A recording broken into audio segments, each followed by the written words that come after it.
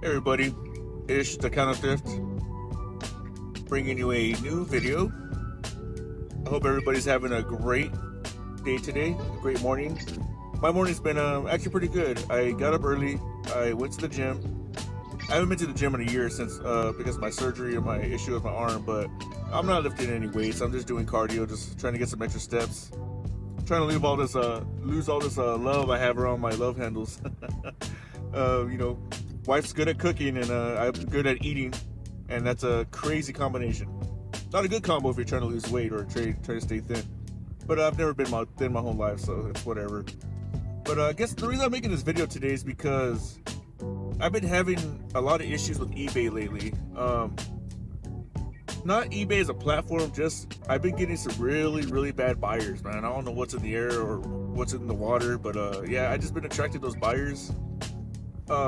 Other than that, I've had a great sales weekend. I normally sell about 10 a day, and this weekend I did that. I sold 10 on Friday, 10 Saturday, and Sunday. And Monday was a little slow. I think I sold like 4, which is okay. Usually Mondays are slow anyways. People I think are just getting back into the groove of things, going back to work. Probably hungover from all the football games yesterday, because I'm sure some people drank the sorrows away yesterday from some of the losses. Not yesterday, but on Sunday. My bad. I don't even know what day it is anymore. But yeah, I've been attracting really bad customers. I don't know what it is. First customer I had wanted to return a shirt, which is okay. I accept free returns within 30 days. But I'm starting to think that customers now are savvy to the fact that if you put your return reason as item not as described, that you will get a full refund. And when I say by full refund, it's the cost of the item and also the cost of their shipping. So I feel that customers are just putting that now so they can try to get the full refund. But I myself, I learned to CYA, cover your ass. What I normally do is I go in there and I overly examine and describe an item in my description and in the photos. I try to use as many photos as I can. If it takes all 24 photos on eBay to describe an item, then I use all 24 photos. But what this customer was saying was that the shirt I sold them wasn't a medium, it was a small, even though the tag shows medium. And in my item description, I put that the shirt is tagged at men's medium, but fits like a men's small. The item has shrunk, and I put all the measurements from chest, length, and sleeve. It was a long sleeve shirt. And although all that information was there, the customer's still saying that I mislabeled or misrepresented the item. And to be honest, like that kind of pissed me off. I'm like, dude, I put all the information there. But I mean, I can't be 100% mad at the customer, because I found out through selling thousands of items that a lot of customers don't look at descriptions. They don't look at all the photos. They usually see the first photo and they make a determination if they want to buy the item, especially if it's priced well and it's reasonable. So people don't look at all that, and that's where I feel a lot of the returns come from. But then again, you also have people that try to trick the system, or at least abuse the return system. So what I do, like I said, I go out of my way. I put all the information there. The reason why is because I don't want. I try to mitigate returns. I have a really low return rate, and I have 100% feedback on my store. I think I only have like 1 neutral in the past year. And it was something that it had nothing to do with me. It had to do with the way Wrangler makes their jeans, and the customer wasn't happy with that. But why they left the comment, I have no idea. But yeah, you want to put all the information in there in case that the buyer wants to return the item. That way you can make an argument against the customer, saying like, no, I put all the information there. The buyer had enough information to make an educated decision if they wanted the item and if it would fit them. Because I don't know if you guys know, but if you guys offer free shipping, you don't have to return or refund their original shipping if it's a buyer's remorse. And a buyer's remorse is like, item didn't fit, didn't like it, ordered by mistake.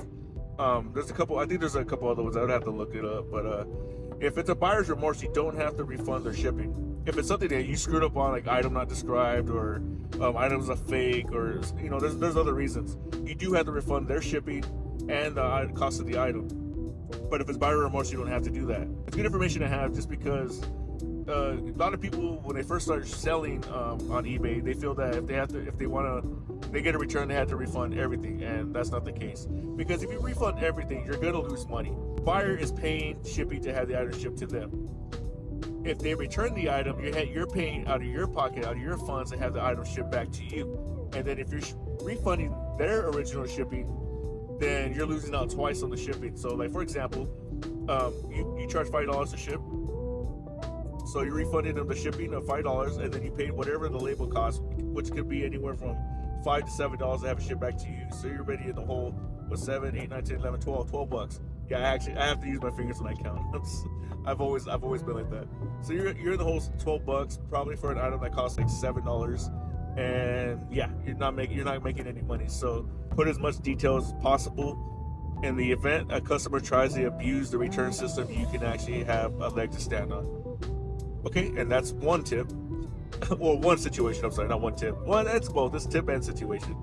Second one was this person was sending me these messages about a pair of jeans, a pair of women's jeans, and they were asking the most craziest, obscure, ridiculous like measurements. So, for example, they wanted the measurement for the bottom leg hem like to the calf, and I'm thinking to myself like, girl, I don't know how long your legs are or where your calf is, because everybody's shaped differently.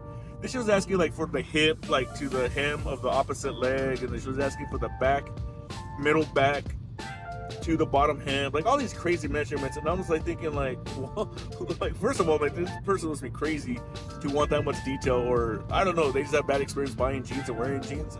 And if that's the case, you probably shouldn't be shopping online. You should probably actually go to the actual store and buy it. But you go to a department store, to the mall, things are stupid expensive. They're probably like 5 times more expensive than they would be if you bought them on eBay used. But from experience, I've learned that a lot of buyers that ask a lot of these questions normally don't buy it, and I don't know why. I don't know if they're fishing for information to make them not want to buy the item. They're just, some people will message you trying to scam, I'm assuming, trying to get you to say something in the messages, that way they could get the item and then use your messages against you and open up a case and try to keep the item for free. I don't know, it's kind of weird. So I went out of my way. I gave her every crazy measurement that she asked for, and in the end, she didn't buy the item, which was expected. I kind of expected that. But that's the way I like to run my business, my customer service. I will answer those questions if the customer has it, knowing they're probably not going to buy it. I've sold thousands of items on eBay, and every time I get crazy question and crazy measurement requests from measurements that aren't in the listings, then I don't know, I just get that feeling like they're not gonna buy it. It's very rare. I think I've had a few, like a handful of them actually go out and buy it. But the reason I do is because it's the potential, it's the potential that they may buy the item. So you can run your ship how you see fit. You don't have to do that. You can always send them a message, say, hey, look, please refer to the description, to the pictures. I give you all the information to make an educated decision if the item is for you and if the item fits you. You could do it that way, or you can just ignore them, which I don't recommend, or you could go out of your way and answer everything like I did. I like great customer service. I like offering great customer service. I'm a real personable dude. I could talk to just about anybody, and I don't mind answering the questions. But although I don't mind talking to people sometimes, in the past I've had actually people like start up full-on conversations on eBay about random stuff, and to me that's weird. Like, why would you talk to a random person you never met, you don't know what they look like or who they are, other than they have an eBay store, and just talking about your personal life? So if I don't like to talk to people on eBay unless it's about the item, so I always try to steer the conversation back to the item. But I don't know, I guess I'm too nice sometimes. Like, I try to entertain the idea because not entertain the idea, I try to entertain them just because I'm a nice dude. I understand that people get lonely. This depression is real. I mean, I know I have family members that suffer depression. At times I've been depressed, so I try to entertain them and entertain the fact they want to chat. But I try to keep it professional and about the item, because I don't want it to affect my business. And for those that actually do conversate with people, don't try to hook up with anybody. I've had people in the past that I know that have actually tried to hook up with people that they talk to, and then just come back and, you know, to bite them in the ass and potentially ruin their business and sexual harassment, all this. You know, you don't want that. You don't need that. You don't need no drama in your business. Keep that separate. Keep your drama away from your business. That's one thing I've learned. Yeah, just don't do that. But yeah, see what else. What else happened this weekend? Oh, I remember. So I don't know if you guys know, but I'm a big pet owner. I have 3 winter dogs I absolutely love. Me and wife don't have any kids together, so our dogs are like our children. We absolutely love them. But having pets and reselling clothing online has issues. And it's never really, I mean, we never really had many issues, but this past weekend we did. Actually, past week we did. So unknowingly to me, my wife washed one of the dog's blankets in the washer and dried it. And then I went to wash my my inventory. You know, I wash my clothes when I get them. And shame on you people who don't wash your clothes and sell them on eBay. I've had people in the past tell me that, hey, like, I don't wash my clothes and I sell them on eBay. I'm like, nah, I can't do that, man. Like, I can't sell items that I got from the yard sale, from the flea market, from the thrift store, not knowing they're clean. Because sometimes they smell. And I don't, you know, I can't do that. I don't want to sell. I don't need that reason. I don't need that return reason that the item stunk. That's just me. I'd rather just sell a clean item to a person. Also, if you're gonna wash your clothes, use non-scented detergent. Trust me, it'll save you a headache in the future. I've had people return items in the past when I first started doing this because I was using scented detergent, and some people are allergic to fragrances, and they will return it. Trust me, every time they will return it.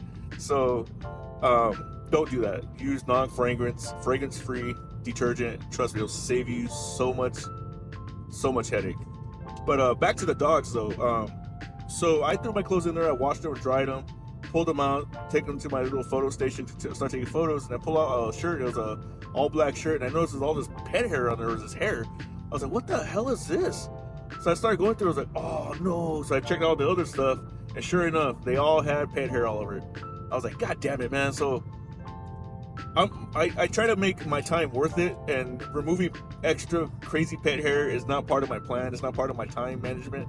So I hurriedly try to grab a lint brush. I try to go through it. I have like this pet hair like brush. I brushed the shirt with that. Wasn't doing it. So I went back to the washer, pulled the lint trap out, and sure enough, it's just caked full of lint and pet hair. So I was like, oh my God. So I went ahead and just washed it again, cleared the lint trap, and then re-dried them. Put some dryer sheets in there, and sure enough, I was able to get rid of all the hair. And then I was able to photo. That was like another hour and a half out of my day that I spent doing that. Time is precious with this business, so I didn't care for that so much. I mean, it's not wife's fault. She was just doing, you know, what she thought was right. So, but I don't know. I was wondering, are there anybody else out there who resells that has pets, and if you guys face the same issues? Having pets is one of the reasons I don't sell shoes anymore.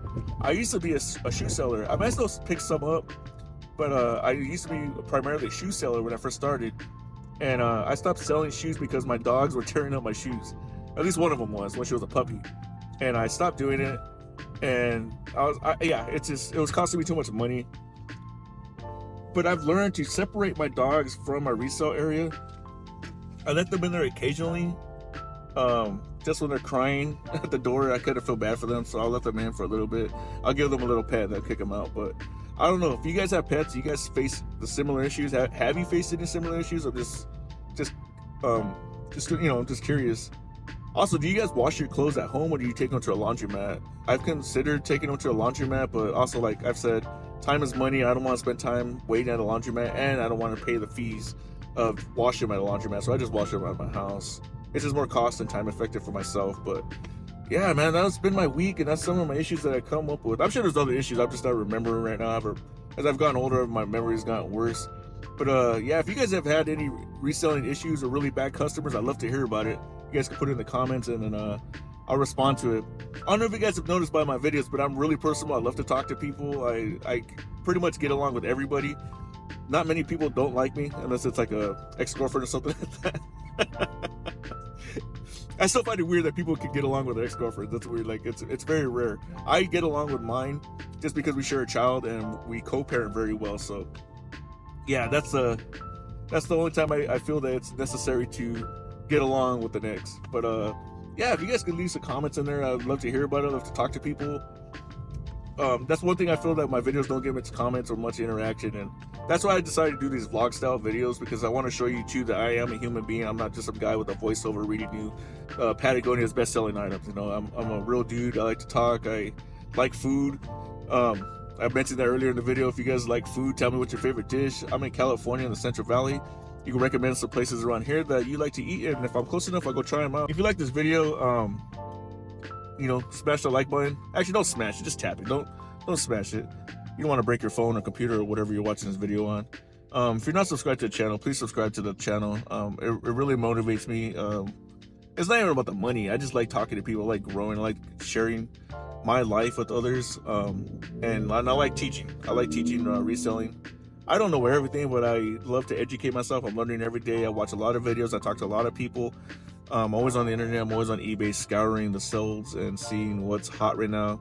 Like I mentioned in my past video, I'm always paying attention to fashion trends because I sell clothes, and that's what you have to pay attention to. If you sell electronics, you got to pay attention to what's a hot selling electronic. Like, you know, retro stereos are hot right now. Video games, retro video games are hot. VHSs are making a comeback. It's kind of weird, but yeah, just consider subscribing to the channel. Keeps me motivated, and I'll see you guys next time. Signing off. Peace.